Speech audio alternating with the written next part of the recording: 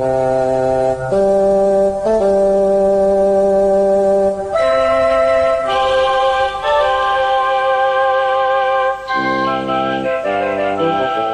Geeks, Two Beers, episode 80, Now and Again.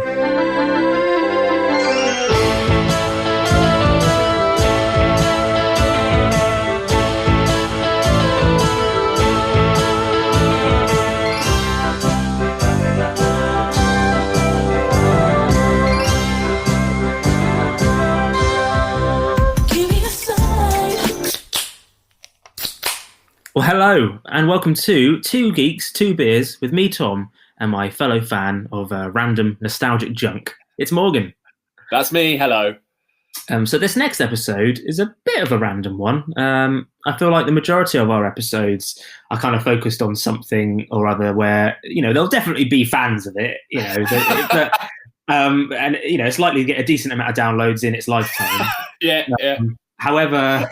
with this, right? I was thinking, I was like, is this going to be the episode that finally breaks the record, or dips under the very low bar set by Ulysses 31, which I love, but which listeners is our least downloaded episode of all time. Yeah, it's a bit of an indulgent one, this one. Because it's based on a TV show which only had one season.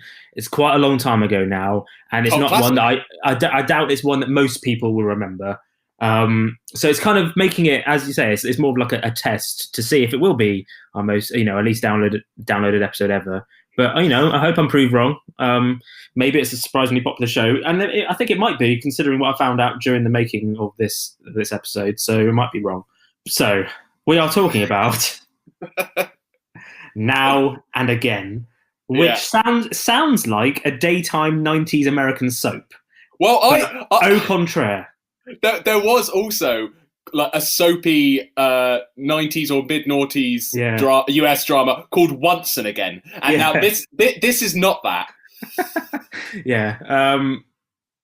So I'll start with my memories of this show.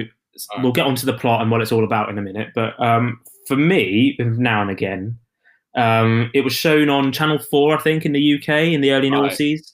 But really, really late at night. It's like 2 a.m. on Friday. So I think it was like it was part of a triple bill of short-lived American series where clearly Channel 4 had bought the rights, but they had no idea what to do with them. I reckon they sort of bought Friends or whatever, and the company were like, or whatever was on CBS at the time, and they were like, "Oh, do you want these for free? You can only have this and air this if you air these as well. You have to take these, yeah." And they're like, "Okay, just chuck them on at 2 a.m. in the middle of the night. No one will watch it." But I did watch it. It was aired alongside Off Center, which was the sitcom from the American Pie writers, which starred Finch from American Pie, John Cho, and Sean Maguire, alongside Jason George as a rapper called Stat Quo. Now, is the only reason we are doing this episode so that you could worm it around and work out a reason so you could talk about Off Center? Because a little bit, yeah. Well, listen, Tom is obsessed with this show, Off Center, which now that is a show that no one else has ever heard of. See, Off Center ran for 2 seasons, I think. That did go, and it had some great cast. And I actually interviewed Jason George once and talked to him about Off Center, and he loved it. He loved talking about it. Of course he did. He was like picking up his kids from school. He was just walking around New York or whatever, and he was like, I can't believe you're bringing up Off Center. It's a great show. Still meet up with John all the time, and Sean. He was like, this is brilliant. I'm living my dream." Jason George there of Texas. That's just my go-to American accent. Doesn't sound anything like Jason George of Alabama. I just think it's immoral, that's all. You should tell these girls that you're sleeping with both of them. You're being very GOP about this, Mike. You know, in enlightened European cultures, love triangles are an accepted part of life. Yes, and so is gonorrhea. So it was aired alongside Off Center, as well as the sitcom Opposite Sex, which starred Milo Ventimiglia and Chris Evans in a young role as young teens who are the only boys in an all-girls school. So that sounds amazing. Alison Matt was in it pre all that. But a really great show. I think that only ran for like 8 episodes and got cancelled. But I watched all 3 of these shows back to back every week for like 6 to 8 weeks and loved it. This is outrageous. I mean, this is totally outrageous. How can they not tell us that this is the first year they accepted the boys? I mean, I think that we have a right to know this stuff before we get here. Dude, we did know. What? Yeah, of course we knew. Everyone knew. Here, check this out. Evergreen has been an all-girls school for 104 years. It's only been co-ed for like half an hour. You're right, my grandmother, my mom, all my sisters, all went here when it was all girls. You're like an Evergreen legacy. How do you think I got in? I mean, my middle school grades weren't exactly... Good? Well, definitely not good. I was gonna say passing. Ooh. There was something about shows that were on late that they were a bit of a naughty treat. And I'm not just talking about the sort of Channel 5 naughty treats that were on late at night. So there was something about these cult shows that were on so late, you felt like you discovered something, a little gem. Yeah, exactly. But yeah, this one of the three was my favourite. So what is your memories of Now and Again? Again, we'll get onto the plot in a minute, but what was your memory? All right, so foggy, because I also watched it in the early hours. I was probably half asleep when I watched it in the early noughties. So I more remember vague concepts. So I may well be getting ahead of you, but it's John Goodman. Yeah. And he falls in front of a train. Yeah. And then he dies, except only his body dies. The brain of John Goodman survives. Yeah. And so someone, I don't know, some scientists or something, they save the brain of John Goodman and they put it into the body of like a super soldier, played by Eric Close, who looks like Max Payne. And he does though. He looks like Max Payne. He should have played Max Payne, not Mark Wahlberg. So anyway, John Goodman's brain gets put into the genetically engineered body of Eric Close. And the only other thing I really remember about it, so John Goodman, who is now Eric Close, can't tell his family that he survived. I think he's got like a wife and a daughter, but it's tragic. He can't tell them he survived. Yeah. And the only other thing I really remember about it is that there's like an opening narration to the show, which outline. Are you going to get onto this? Yeah. All right. So I'll leave it there. But that's mostly what I remember about Now and Again. Okay. So the show was created by Glenn Gordon Caron, who was most famous for creating and running Moonlighting back in the day. And that's one guy, not three people. Glenn Gordon Caron, like attorneys or something. Like Glenn Gordon Caron. Glenn Ross, whatever it's called. I always get that wrong. Created by Karen. It aired from September. Just Karen.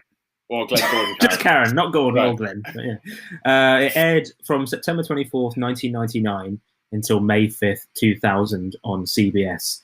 So only one season. The story revolves around the US government engineering the perfect human body for use in espionage, but not being able to perfect the brain. It does sound like a Carl Pilkington plot. And in fact, I'm pretty sure Carl Pilkington came up with the exact same plot of this without realising it already existed.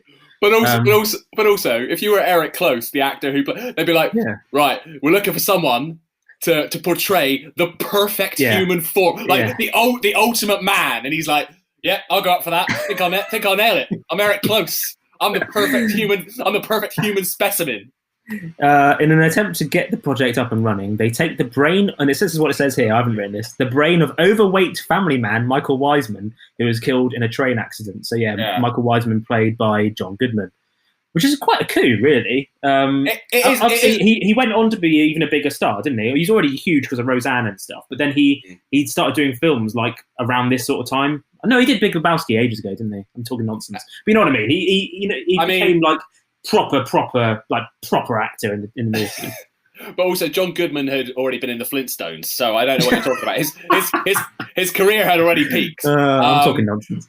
But no, it was a coup to get John Goodman. But then again, I don't think John Goodman's actually in it that much, is he? Because he's in like a couple of scenes, and then he falls in front of a train and becomes the perfect human specimen, Eric Close. Yeah. And then Eric Close, even though it's meant to be John Goodman, behaves nothing like John Goodman. But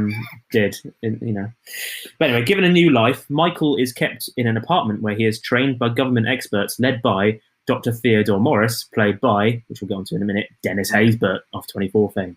And so you might not even remember this, but did he have any say in this? No. In fact, there's one line where Dennis Haysbert goes, "I think you think that you have a say in this."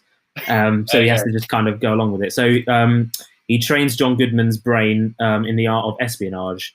Despite his new life and new abilities, he sort of gets new abilities, I think, somehow, don't worry about it. Michael longs to return to his wife Lisa and daughter Heather, who are themselves discovering that not all is as it seems with Michael's death. So throughout the season, they kind of start hearing things about it.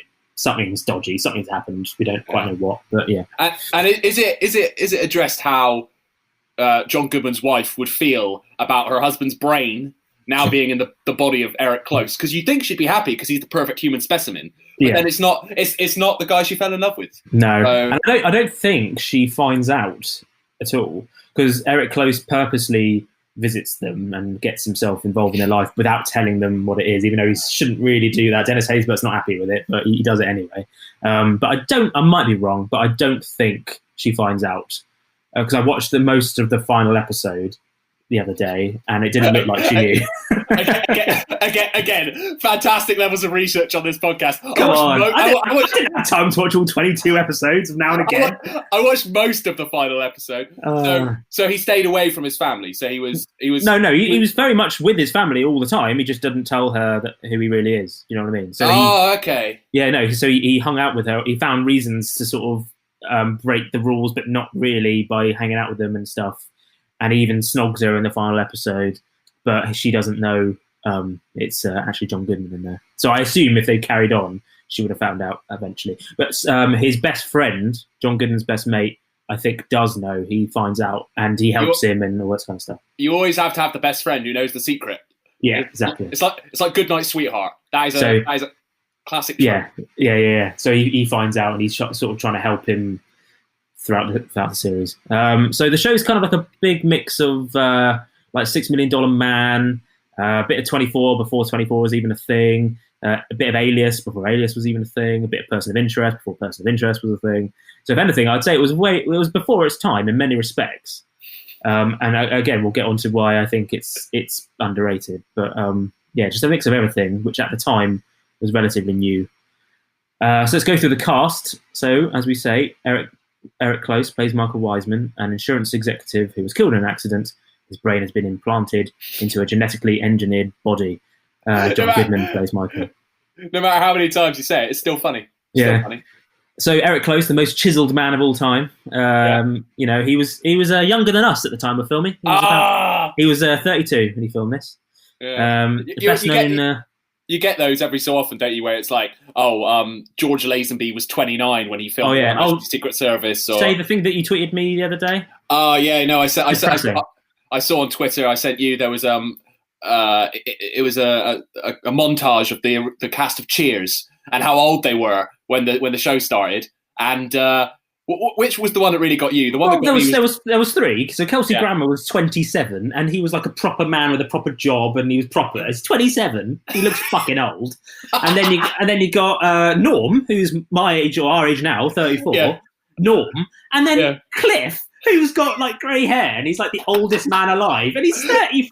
but look at it this way: we're as old as Cliff, and we look fucking great. I mean, it's weird, isn't it? Because on one hand, I'm like, I've achieved nothing. But on the other hand, it's like, but on the other hand, it's like, why do they look so old? Why do they look so old and haggard? I've achieved nothing. Why can't I be at the level of Cliff from Cheers, who was famously like a bum? No, but like the actor. But like, how is Kelsey Grammer only like was the character of Frasier only 27? Yeah, I think so. Because he was like a proper professional doctor who'd like achieved everything in life. I'm like, how are you 27? You can't be a doctor at 27. Nah. It doesn't happen. It doesn't happen. Anyway, I've not done it, so I don't believe it's even possible. But you know, the one that got me the other day, I fell into a sort of a Wikipedia hole, and I found out that in A Study in Scarlet, Sherlock Holmes is 32. He's younger. I'm older than Sherlock Holmes. He's the greatest detective that ever lived. But I've always imagined, even with more recent versions of Sherlock, I always figured Sherlock Holmes was 50. Like that's no idea. But he was 32 and the greatest detective that ever lived. I'll never be the greatest detective that ever lived, Tom. Well, also 32, Eric Close. Best known for playing FBI agent Martin Fitzgerald in Without a Trace and Teddy Conrad in Nashville. But I'd say best known for this, because this is the thing I know about. Dr. Theodore Morris, played by Dennis Haysbert, the head of the top secret government project. This was 2 years before 24 was a huge success. And it was also the same year he was in the 13th Floor, which we should also do an episode on because it's bloody brilliant. I don't even know what that is. But it was after his guest appearance in Buck Rogers in the 25th Century. It was. Lisa Wiseman, Michael's wife, played by Margaret. I thought it was Margaret Collin, but then when I was watching something the other day, I think they said Colleen, like Brolene. So I'm not. I've been burnt once before on that. So yeah. Colleen. I'll go for Colin just because it's easier to say. I'm probably not right. Michael's housewife widow, it says here, who must learn to move on with life after her husband's death. She's probably best known for playing Jeff Goldblum's ex-wife in Independence Day, about 3 years before this. Heather Wiseman, the daughter, played by Heather Matarazzo, and Roger Bender, his mate, played by Garrett Graham. Expanding a little bit on the plot then. So Michael Wiseman lives in suburban New York with his wife Lisa and daughter Heather, and works as an executive at an insurance company. When passed over for a promotion, Michael and his mate Roger go out drinking after work. Sorry, so far he's like, his wife is called Lisa and he's passed over for a promotion. This just sounds like the plot of The Room. But okay. And what happens next also sounds like something that Tommy Wiseau would come up with. Yeah, it is. Yeah, they take my brain and put it in perfect human specimen. While standing on the subway platform heading home that night, Michael is accidentally knocked off the platform directly into the path of an oncoming train. Now, I'll play you the clip now. It might not translate to audio, in which case I'll skip it, but you have to see it. And I don't think it was meant to be as comical as it is, for quite a harrowing scene, which it really is. So here we go. Look, are you going to be okay to go home? Oh, I gotta be okay. I gotta be okay for the team. Thanks for the company, old buddy. I'll see you in the morning, okay, Mike? Give me a head, bud. See you in the morning. Yeah. You ain't even touch her, man. You touch her, man? Cuz, what? You don't like girls? Yo, I don't think he likes girls. What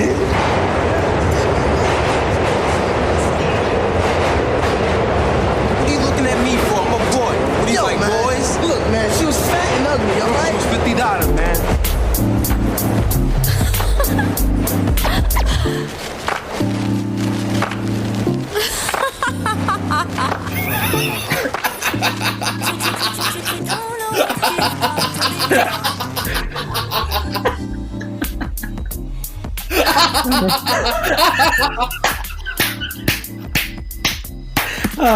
So I'm keeping that reaction in because that was amazing.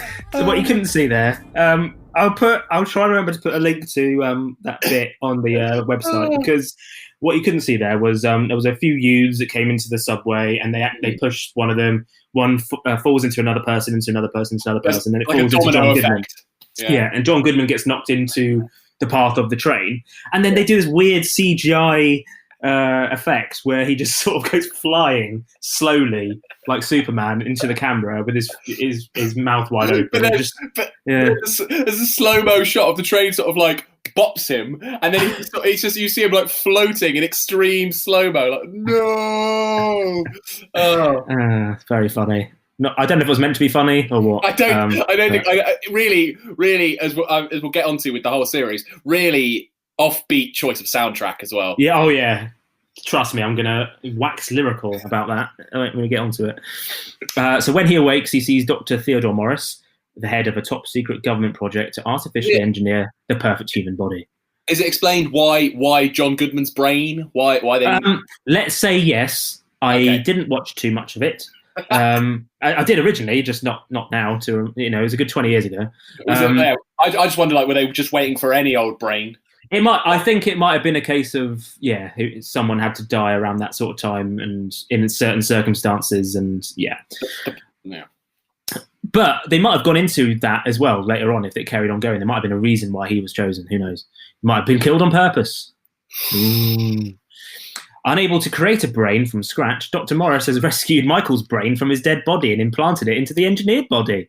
The process allows Michael Wiseman to continue to live, but also forces him to work as an experiment for Dr. Morris and occasionally help fight terrorists. Occasionally. Yeah. So here's the bit he wakes up and meets Dennis Haysbert for the first time. Hey, see those eyes opening? How you doing? How do you feel? It's okay. Don't feel you have to say anything. You got a lot to absorb, I understand. First and foremost, let me introduce myself. My name is Dr. Theodore Morris. Where am I? You're in a hospital, receiving the finest medical care that money can buy, courtesy of your Uncle Sam, I might add. Which reminds me, before I forget, let me be the first to tell you, you had a beautiful funeral, Mr. Wiseman. I did? Absolutely. Day before yesterday. I certainly hope when it's my time to go that my loved ones send me off in a spectacular fashion. Help me. I don't understand. Is this a hallucination? How can I be in the hospital if I already had my funeral? Am I alive? Am I dead? What am I? Well, right now, what you are is a middle-aged brain hooked up to some extremely sophisticated computers that let me hear what you think you're saying.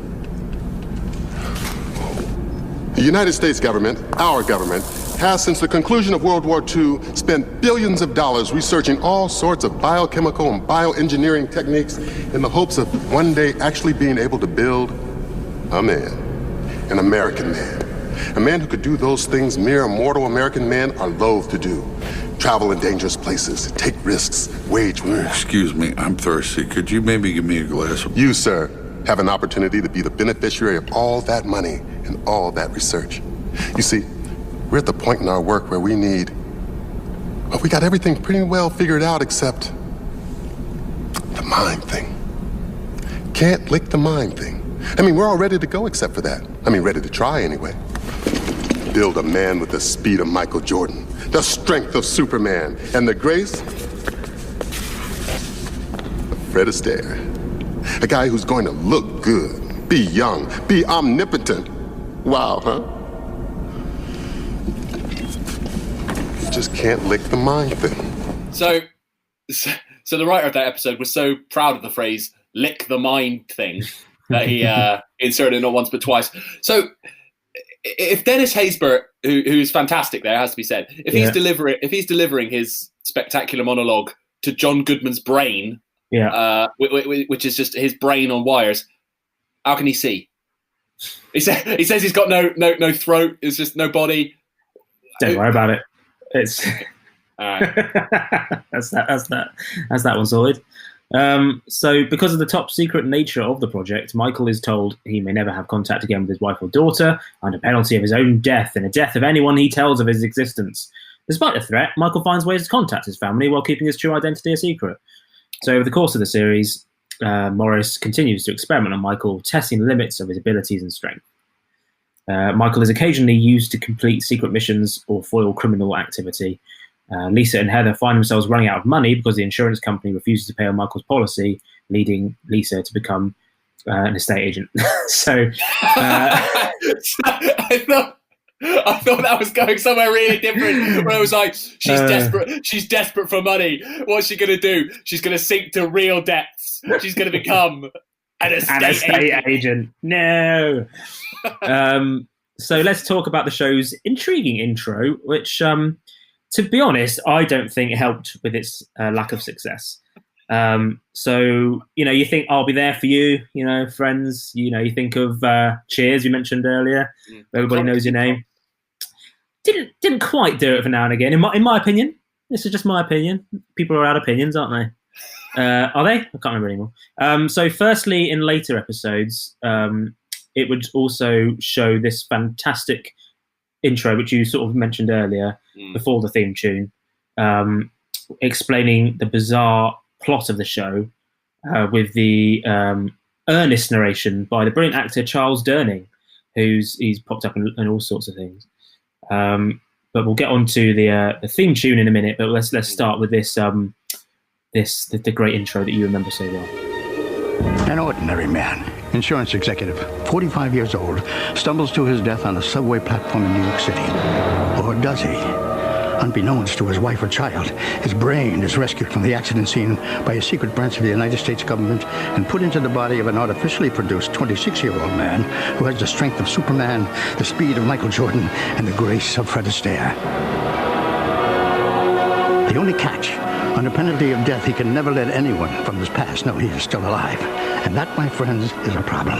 For this man is desperately in love with his wife, his daughter, and his former life.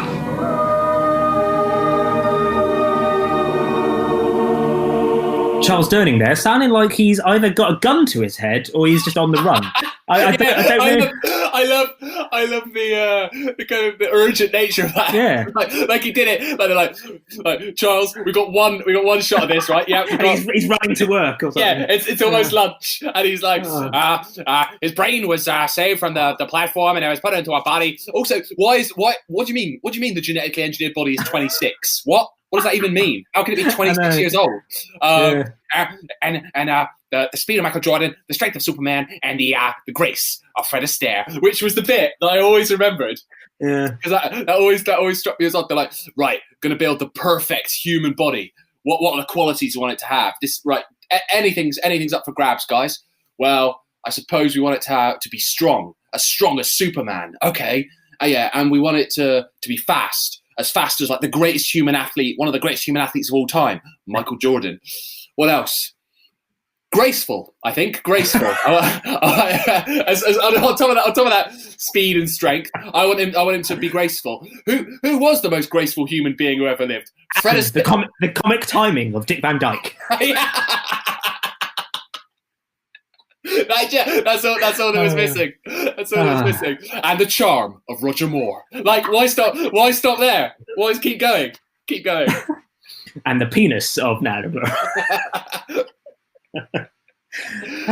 So while they tackle various different baddies throughout the season, the main antagonist is this evil terrorist known as the Eggman. He's who uses eggs to contain a deadly poisonous gas. What? Yeah, I don't remember any of this, but I watched little bits of it and I was like, there's no point us going on about the Eggman. There's no point. Yeah, but saying that, there's no point us going on about the Eggman. But I do want to show you the beginning episode, the very first clip of the episode. So before all the stuff we saw earlier of John Goodman, this is how the show starts. So it involves the Eggman killing a load of people on a subway train. So just picture, imagine the scene where there's this new show that's airing on CBS, and you don't know really anything about it, and you tune in. And this is what greets you. I don't think this helps.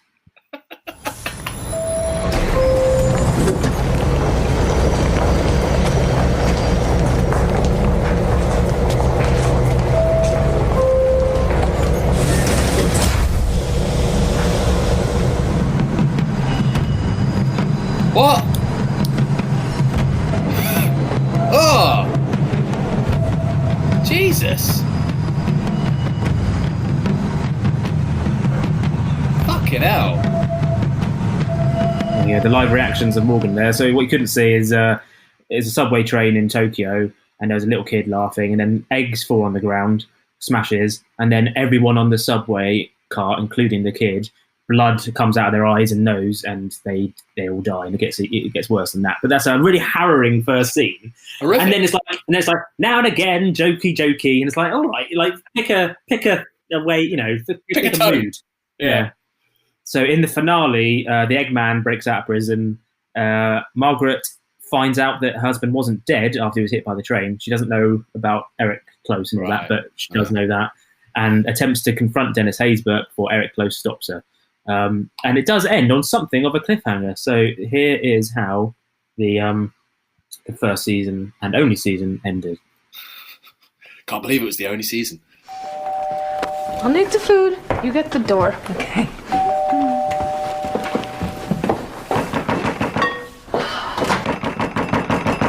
Take it easy. What is it? What? Lisa, go grab Heather. They're right behind me. Oh. Men with guns. Move. Come on, out the back door. Come on.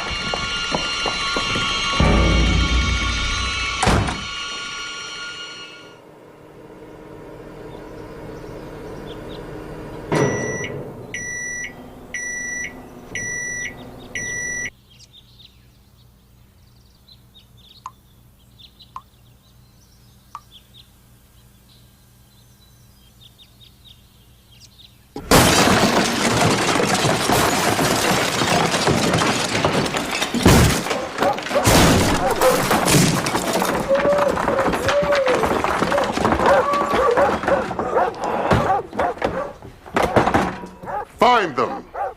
Find a scent. Find a trail. Find them. Find them and destroy them. Well, that's... Yeah. So essentially, Eric Close had he before that scene. I probably should have told you that bit. Before that, he was like he beat up Dennis Haysbert. He's like, "No, I've fucked this. I've had enough. I'm going to rescue my family." And then that happened. So it ended like that. And so season 2 would have been a very different show with him now outside on the run, of the I guess. Yeah. So, shame we didn't get to see what happened next. It could have been quite an exciting season 2 that followed on from that finale, which was called, by the way, The Eggman Cometh. See what they did there? Yeah. So let's get on to this musical intro. We've been talking about it too long. Let's go on to it. So, so the intro itself, it has like animation of. I had to look this up. I don't just know this. It's the Vitruvian Man. And other Da Vinci style anatomical drawings. That's the is it Panorama? Yeah, the one where he's got his arms and legs open and Panorama Man. Yeah. That's the one. Yeah, one of the worst superheroes of all time. But it's a load of drawings like that which don't really represent what the show's about that much, and then no cast pictures or anything. Just sort of it's like it felt like a bit of a low budget intro in that regard, and something that. I don't know, just seemed just a bit unofficial. And then with it was this R&B slow jam called Gimme a Sign by Ariel Ryder, which is like a decent song. It's a good song. But nothing to do with the style of the show whatsoever. And it sounds like it was supposed to be like the theme to like a Fresh Prince spin-off starring Tatiana Ali. And they sort of accidentally, you know what I mean? And it accidentally got placed on top of this. And it just went with it. That's so specific, but also so perfectly correct. I know, and it's like but it sounds dated for 1999. Like it sounds like a song which would have sounded good in 1990, but by 99 it's a bit old school, isn't it? And then on the show like this, it just doesn't really really work. They were like, right, we've got this sci-fi thriller where we take John Goodman's brain and put it into the perfect human specimen body of Eric Close. Some sort of up-tempo instrumental number. No, let's go with Gimme a Sign. But it turns out, I read about it. It was on purpose, and they wrote the song for the show. It wasn't like they took a song that already existed. It was meant for it. So anyway, I'll show you this now. There's sort of 2 versions. I didn't really, like in mid-show they sort of slightly changed it.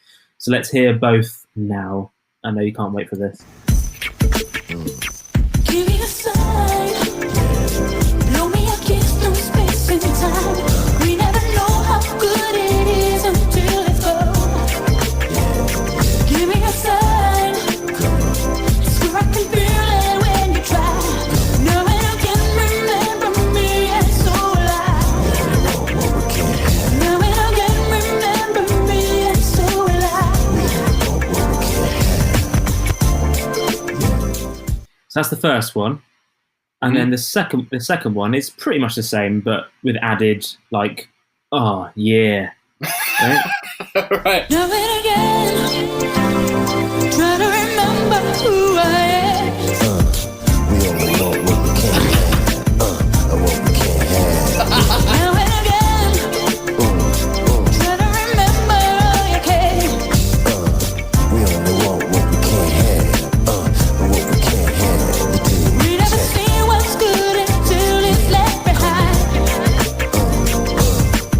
We only want what we can't have, and what we Yeah. So I definitely remember the first version. I like that they listen to that and they go, it's good. Needs more and yeah. But weirdly, though, what makes it worse was that Now and Again was nominated for an Emmy in 2000 for Outstanding Main Title Design. I don't think I think you're being unfair. I think the title design itself is okay. It's okay, but it doesn't have any it doesn't have anything to do with the show. It just seems a bit. Yeah, but it's visually quite impressive on its own merit. I think you're judging it harshly because of the theme song. Yeah, which doesn't fit those visuals. No. Doesn't fit the tone of the show. Doesn't fit the era in which it was produced. No, I don't think it helped. I sort of love it and I hate it all at once. Yeah. Every single thing you've said about this show, you've said, I don't think it helped, to be honest. I think this may have played a part in it being cancelled. But it's so almost there, this show. But again, I'll get onto that towards the end. So, thankfully, though, in 2014, CBS released Now and Again, the DVD edition. The 5-disc set featured all 22 episodes, 2 featurettes, and a nearly 2-hour-long retrospective documentary. And these include interviews and full participation from almost all of the cast and crew, apart from John Goodman. So amazing. I made an effort and I watched the whole thing. Yeah, because I've been going in on you for not doing your research, and Tom actually messaged me to say I don't do my research. I'm watching a 2-hour documentary about fucking Now and Again. All right, so back off. Yeah, I should say that now. Not only can you watch this documentary on YouTube, but every single episode of Now and Again is on YouTube. So, don't have to worry about forking out for any kind of streaming service. Fuck that 5-disc set. Fuck it. Yeah. So, just little tidbits from said documentary that I think now you don't even have to watch the documentary on YouTube. No. I'll tell you all the best bits. So Karen said that he made a return to TV after a decade away, after a TV executive essentially gave him what he called an obscene amount of money to write any pilot he liked, and that if the pilot was rejected, he'd still be paid, but no one would know about it, so you might as well do it for a laugh. But in the end, they were like, well, we're paying you this money, so we might as well make it. And they just sort of did. That explains a lot. It was inspired by a film called Damn Yankees, which was a 1955 musical film, itself based on a Faust legend, where a middle-aged estate agent gets a deal with the devil to change into a young man who plays for the Yankees, but he soon discovers that he misses his life with his kids and his wife that he no longer has. So Karen wanted to make a mix of romance with sci-fi and spy drama, which some might say is a bit too much, maybe. Some might say. He said it aired on Friday nights on 9 p.m. after Candid Camera, which he said was not a great slot. It wasn't. He said it wasn't a star vehicle. It had John Goodman in it, but it didn't really have anyone, massive leading the cast. There wasn't much to sell it on. But he was just grateful that it was on the air and they had fun making it. just happy they made it. Yeah, because he did similar thing with Moonlighting. Like Bruce Willis was an unknown at the time, so he was hoping. It's a little bit different. Moonlighting became like an international phenomenon. Now and again, not so much. Now he claimed, or at least Eric Close claimed, that 3,000 actors had gone for the part of Michael before Eric Close got the part. Now, it's a weird one with Eric Close because facially, he's chiseled, he's very attractive, but he's not the biggest man. He's quite slender. He's quite skinny. Obviously, I'd kill to have his body, but what I'm saying is he's not. You would die to have his body. You'd throw yourself in front of a train. I would absolutely. I'd yeah, absolutely. But what I'm saying is he's not like Bruce Willis. He's not like. If they were going to make the perfect man, I wouldn't say it was necessarily Eric Close in 1999. Maybe Eric Close now, but yeah. But how dare I say that with this porch that I've got through lockdown and everything. And also, Dennis Haysbert was not the original choice. Now, they didn't really explain who was, but still, this is a little bit of them explaining that little bit, which I think is quite interesting. Luckily, we found Dennis, but he was not the original play, and Dennis was somebody I remember Les being quite excited about. I had somebody in mind, I won't mention his name, but I felt very, very strongly he was the right guy for the part. And Les said, no. And I had not had that experience. I was the guy who found Bruce Willis. I just hadn't had that experience, and I was a little... And he said, no, I want you to find somebody else. Find somebody else. As I recall, I think he wanted a different actor, and CBS wanted me. We got on the same track really quickly. I did bring something to it that I didn't think that anybody thought I was going to bring to it. I'm Dr. Theodore Morris. I work for the United States government. I was wondering if I could ask you some questions. I read the script and I said, oh my God. I said, the first 6 minutes of this is me. And I look at this character and he's got so much going on. I mean, he's got the comedy, the serious science part. The humanity, the inhumanity. You know, we were talking about the if you had the perfect human specimen, the qualities that they would have. I think one of them would be the voice of Dennis Haysbert. One of the greatest voices of all time. I remember I had a round table interview with Dennis Haysbert once. Do you remember he did some sort of British drama once? Undercover. Yeah, and he came over and it was in a hotel room, and it was just the presence. His presence was just, and massive 24 fan, and I just felt. And I think it was one of my first round tables. I hadn't done many at the time, and I was just quite nervous. And then I wish I had him. If I had him on my own, I definitely would have asked about Now and Again. I definitely would have done. Probably a good idea that I didn't bring it up in a round table. That'd be quite embarrassing. Who do you think the other actor was? That's the thing. Like, why? Just tell us. Why are you being so secretive about it? Like, it doesn't matter now, does it? It's because that actor doesn't want to watch this documentary here to go, I can't believe I missed out on Now and Again. I could have been Dr. Theodore Morris, damn it. It's Eric Stoltz in Back to the Future all over again. All over again. So Karen assumed it would come back for a second season. It was critically well received. It did all right. It had a decent fan base, but the ratings weren't that good. And because of that, he did a cliffhanger on purpose, as he hoped it would be enough for CBS to go, all right, you've done all right. You've ended it like that. Let's find out what happens next at the very least. But nope. Apparently CBS were even sent eggs as a threat from fans to say put it back on the air. I love that. I love that. I was heartbroken and mildly relieved. It's an extraordinary juggling act, mixing all those genres together and figuring out. I mean, that was one of the things Les did say to me over and over. How are you going to keep this family show and this spy show and this science fiction? How are you going to? And I would say to him, don't worry, I can do it. I didn't have an answer. I just, don't worry, I can do it. It was exhausting. How do these things coexist? We all know how to make a spy show, we all know how to make a family show, and we all know how to make a science fiction show. But to put them in the same container and have them have some kind of veracity, some sense of realism and ache and all that stuff, that was the hard thing. So there was also, I won't lie to you, a little part of me that went, okay, they're taking me out of my misery. I don't have to do that. Figure that out. I remember being creatively exhausted when it was over, just going,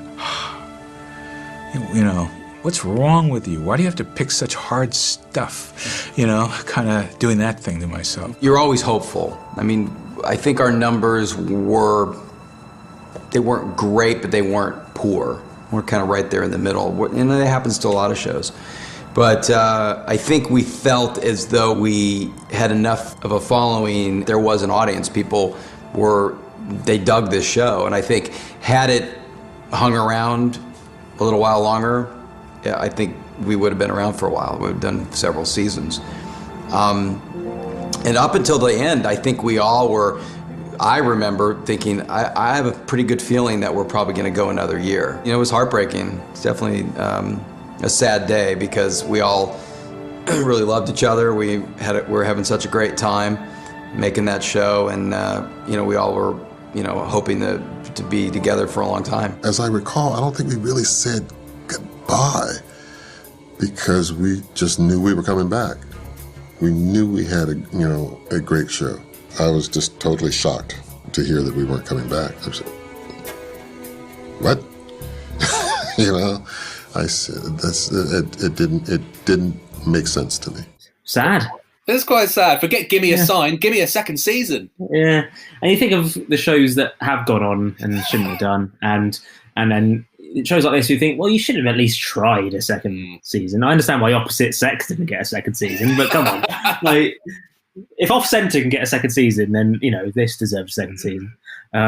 So look, I know I've been sounding like I've been slagging it off this entire show, but the actual plot and the cast and the idea of it was great, and I think it did deserve more time and energy behind it. Yeah, we've gone in a bit on Now and Again, but we wouldn't have done an episode on it if we both weren't a little bit obsessed with it. We do kind of love it, despite its flaws. Yeah, but I think it was just before its time, because I feel like it was made. If it was made a few years later, like mid-noughties, I think it would have fit right at home. In like the era of binge watching and box sets. you know, like when 24 and Lost and all those sort of shows were huge, I feel like this would have felt right in that place. And I think they would have made it slightly differently. I think they would have tackled it in a different way. It wouldn't have, because it's still got that sort of 90s soapy Ally McBeal style stuff that didn't really, because Ally McBeal was right on the cusp. That was like, it didn't, if Ally McBeal was made 6 years later, I think it would have looked a lot glossier, but it's still got that 90s style of like cameras and stuff. And it just didn't quite look right. So you're right. I'm just laughing because I never thought we'd be discussing Ally McBeal on this podcast. Well, I love Ally McBeal, but Ally McBeal, if you watch it back now, it's quite dated in a way that shows of its ilk a few years later aren't dated. It's just that weird little cusp of. That's why The West Wing and The Sopranos just about get away with it, because it was like on the cusp. It's literally 2000, 2001, isn't it? Where things start to change. Yeah, because I think the budget in TV just suddenly grew because they realised, oh, you're actually good, aren't you? Oh, TV's great. So the budget sort of totally lifted in the early noughties. So I feel like it was just a little bit before its time. But I honestly don't think the show's title helped. I don't think Now and Again really explains anything. What does it mean? I don't know. I don't know. I don't know.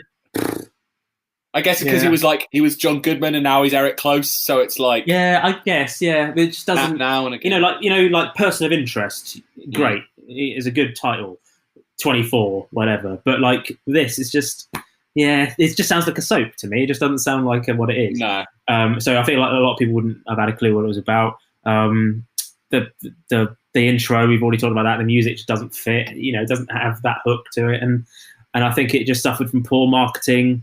And yeah, I feel like it was so close, and I feel like it was Eric Close. It was Eric Close. But I feel like if they'd just given it another season, maybe they would have ironed out a few of the errors, and it would have become even more of the cult hit than it is. Because, you know, sometimes it just takes maybe 1 or 2 seasons and then it becomes this cult thing like Supernatural, and it lasts for like 22 seasons. Something stupid. Don't be ridiculous. Supernatural has only run for 15 seasons. Oh, all right. Just the 15. Yeah. Okay. Yeah. Well, I do sometimes feel like this podcast loses so much by being audio only, because something that the listeners will never know, or they will know now, is how when you were talking about ironing out the floors, you did a little... I didn't even notice. Tom did a little ironing gesture for me, which I really appreciated. Ironing out the floors. But that is it of looking back at Now and Again. Thoughts now? Well, I always have a good time doing this podcast. Otherwise, I wouldn't have done it for 5 years for no real benefit to myself or to you. But I don't think I've laughed as much for a very long time.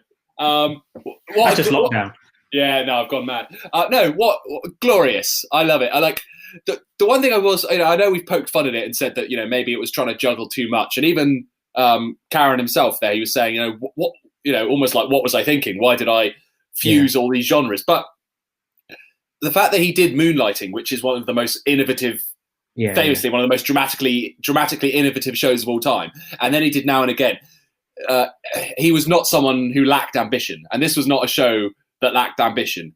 I don't think it always got everything right, but it always had the ambition and the scope, and it had brilliant performances.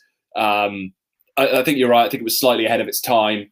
It was so nearly there, but I enjoyed watching it then, and I've enjoyed watching it now.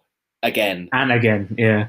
Well, Karen did have success later on. He also did remember Medium, the Patricia Arquette series. Yeah. He did that. That ran for 7 seasons, so he had a lot more success with that a few years later.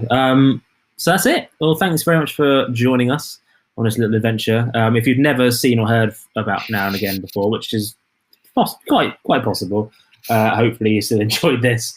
And as I say, it's all on YouTube. So if we've remotely made it sound as much as interesting as we loved it at the time, and go and check it out, because it is a lot of fun. So if you want to check out all our previous episodes, you can go to 2geeks2beers.com, and you can download or stream or subscribe, whichever way you prefer. And we're also in all of the platforms where you can get your podcasts, whether that's Apple Podcasts, iTunes, whatever it's called now, Spotify. Is it Stitcher or Deezer? I always get it mixed up. Stitcher. It's Stitcher. Podbean, all sorts, on all those little platforms for you there. Yes, and many of our episodes, old and new, are now on YouTube. So you can also find us there. Just search 2 Geeks, 2 Beers. And we're also across all the social channels, Twitter, Facebook, and Instagram. 2 Geeks Cast on all of those, where we'll post alerts when we release a new episode. And there'll also be the odd bit of commentary here and there on all the latest geek news. And if you go to patreon.com and go to our 2 Geeks Cast page on there, you can become one of our treasured supporters and get exclusive goodies, exclusive episodes, and lots of things that you can't get anywhere else, including episodes before anyone else. We're trying to release them a good week or so in advance. So yeah, go there, please. Yes. And you can. Oh, we're so good at this, so slick. You can also email us podcast@2geeks2beers.com and send us thoughts, feedback, suggestions for future episodes. If you have no idea what Now and Again is, let us know. If you're a huge fan of Now and Again and feel like we've besmirched the show's reputation throughout this episode, also please let us know. We're just happy to hear from people, especially at the moment. It's just nice to make human contact. So to play us out, I mean, there's only one thing really, isn't it? Can't really do anything else. I did have a look just a minute ago just to see, did Dennis Haysbert ever do any music? Did Eric Close ever have an album out? Not that I can see. I believe both of those things, though. I believe both of those things are possible. Yeah. So instead, let's hear it one more time, shall we? Let's hear the full length, although I probably will cut it short, theme tune to Now and Again. Give me a sign. So enjoy this and see you soon. The speed of Michael Jordan, the strength of Superman, the grace of Fred Astaire, and the voice of Michael Bublé. Give me a sign. Blow me a kiss through space and time.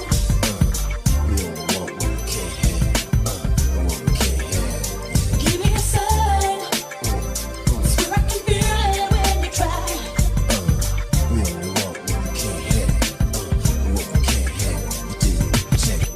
Walking down the street, I miss what I want back. You and all the SUVs that never fade to black. Sometimes I feel like what I'm missing is so near. Are you out there dreaming to be here? Give me a sign. Blow me a kiss through space and time. We never know how good it is until it's gone. Give me a sign. Swear I can feel it when you try.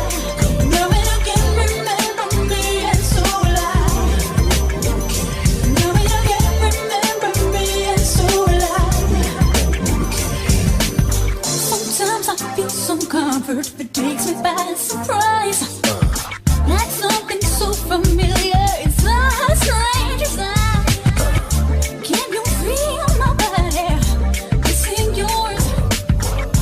If you can, then show me every love you adore. Give me a sign. Blow me a kiss through space and time. You never know how good it is. So if you were creating the ultimate man, what other qualities do you reckon? So we've got quite a few already. You could have the butt cheeks, Chris Hemsworth. Yeah. The mighty beard of Jason Momoa. The cooking ability of Gordon Ramsay, Chef Ramsay.